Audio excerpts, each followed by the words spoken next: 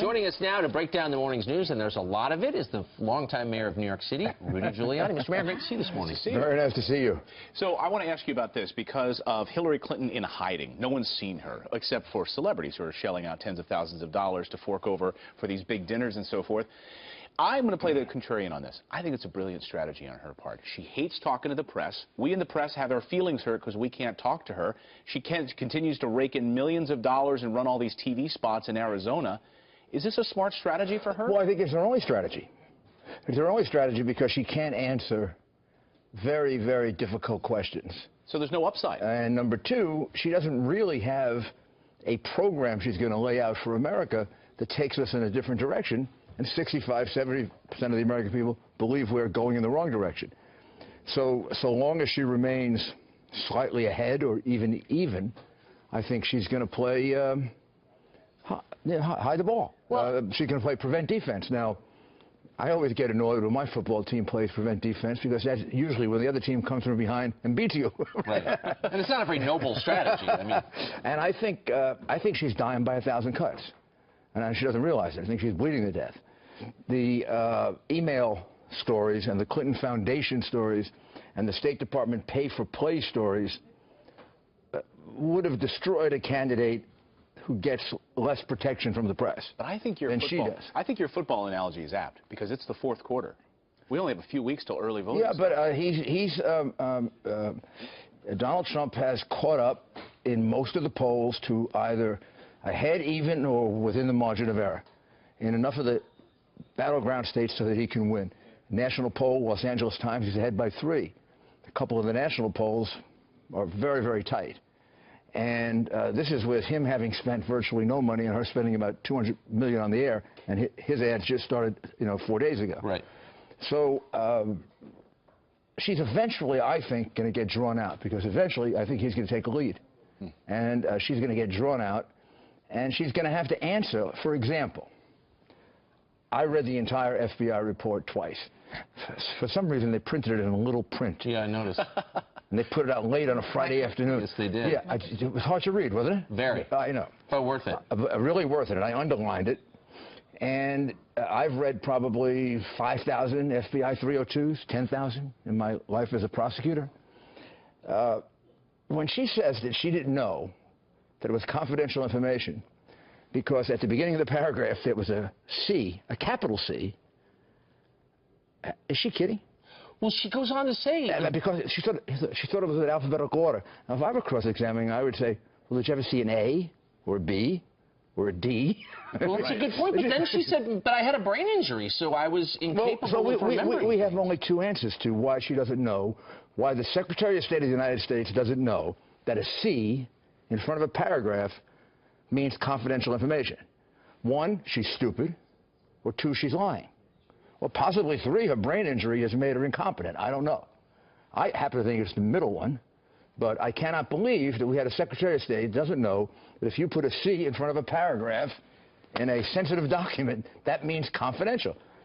She can't remember 26 things like, did she get a briefing on how to handle top secret information? I remember the briefing I got on doing it, and it was 25 or 30 years ago. But so wait a second, then why aren't questions about her health? She seems perfectly healthy, just to be clear. She seems healthy when I see her. I don't know if she's healthy or she's not healthy. But people ask questions, and they're attacked by Senator Amy Klobuchar of Minnesota the other day, for example, as, quote, sexist. And yet she herself said, my health prevented me from digesting and retaining information. So why are these questions not totally valid? Well, she was Secretary of State at the time. She should have resigned. We had a Secretary of State who couldn't remember whether she had a briefing. Also, her briefing by the CIA on how to handle classified information took place before her so-called brain injury. Right. Why can't she remember that? I can remember it. Why can't she remember it? She can't remember her exit interview or whether there was one with the CIA. There always is. You're given an interview and basically you're told how to forget classified information. 26 different occasions on which she can't remember.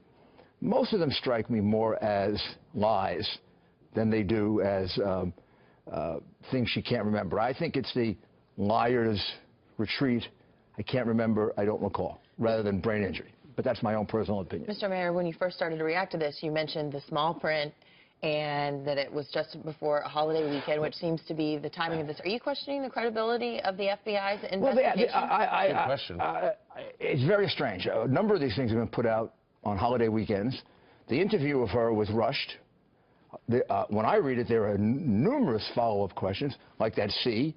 The minute she said to me, I didn't know that a C meant confidential information, I would have said, well, have you ever seen one with an A, B, C, and D? Because she said she thought it was in alphabetical order. Well, she didn't.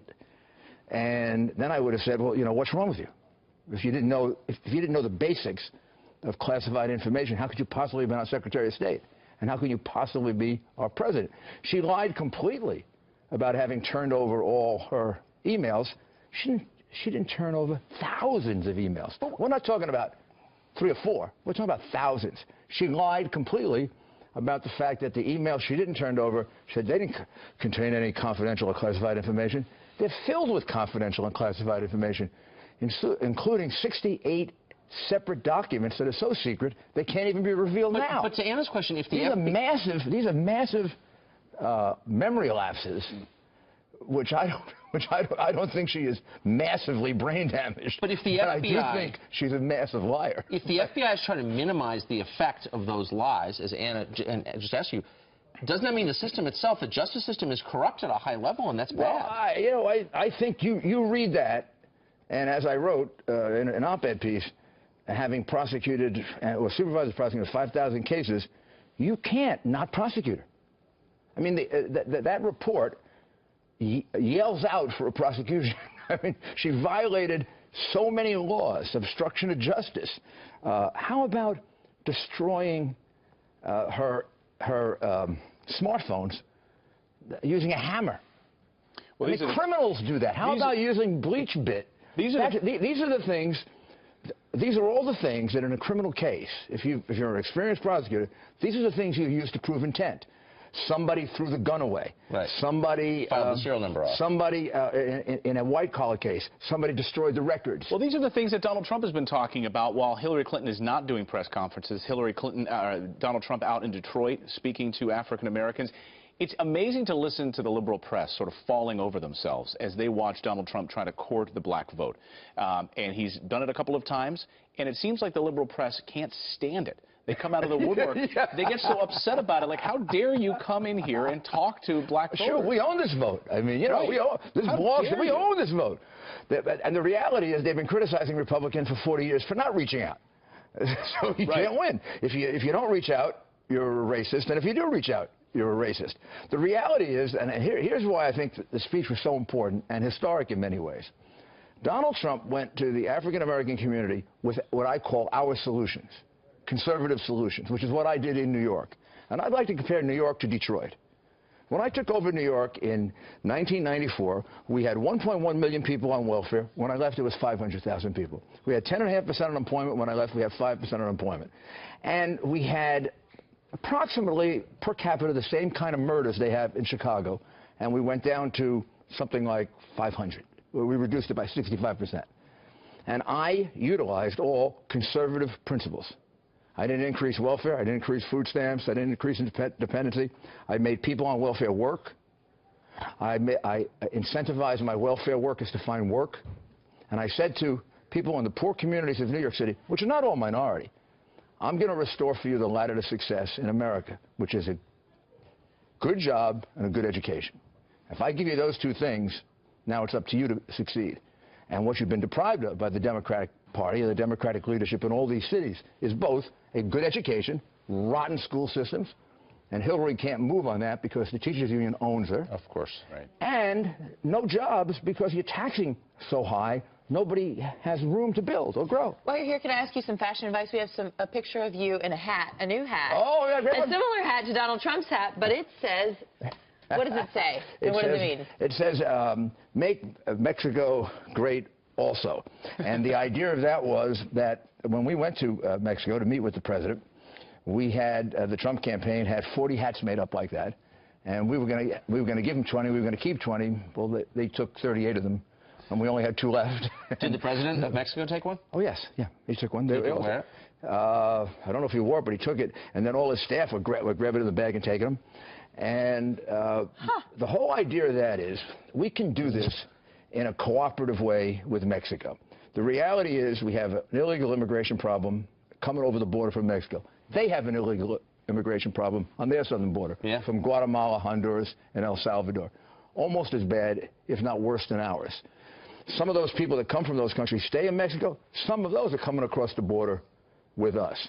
So in some ways, there's more empathy for our problem than you realize in Mexico. Plus, what we found out in the meetings in which Donald Trump, I wish it could have been just shown on television.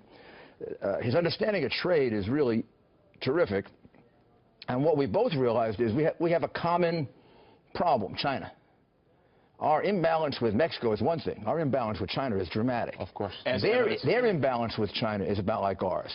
And we talked about how we could work together on joint cases in which they're doing illegal dumping, they're violating rules. And maybe if the United States and Mexico went together on these things, we would have a bigger impact. And they'd be welcomed on the tarmac just like President Obama was without a red carpet. Thanks, Mr. Mayor. Mr. Mayor, great to see you. We're out of time this morning.